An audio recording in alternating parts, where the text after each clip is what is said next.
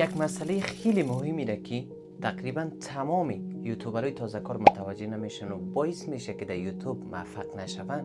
او چی است؟ وریفای نکردن کانال یوتیوبشون است دوستا. امروز در این ویدیو من براتون آموزش میدم که چطور کانال خود وریفای بکنید. وریفای کردن کانال یوتیوب شما 5 مزیت مهم داره. هر کدامش براتون یکی توضیح میدم. شماره اول می توانید ویدیوهای بالای 15 دقیقه آپلود کنید. شماره دوم تامنیل یا همان تصویر کاور دلخواه تان را بگذارید روی ویدیوها. سوم لایو یا بخش زنده داشته باشین.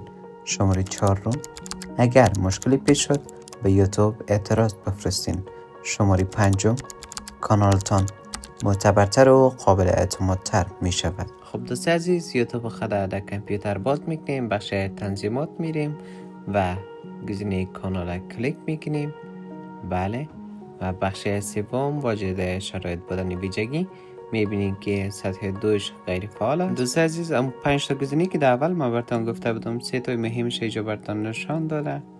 و بله، میریم روی درست سنجی کردن شماره تلفن کلیک میکنیم و اینجا کشور خود انتخاب میکنیم. دوست عزیز، متاسفانه که افغانستان نمیشه با شماره افغانستان تایید کرد.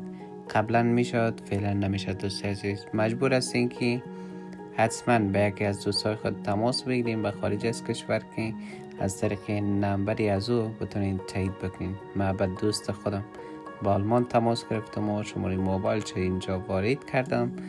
تا چند دقیقه به او یک کد میره در ایمیلی از او، کد بر شما میفرسته و شما کد درست سنجی را اینجا وارد میکنین.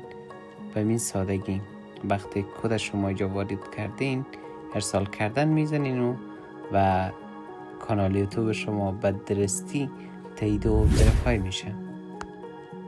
دوست عزیز، فراموش نداشته باشین که کانال حتما سابسکرایب بکنین تا از ویدیوهای بعدی ما خبر شوید.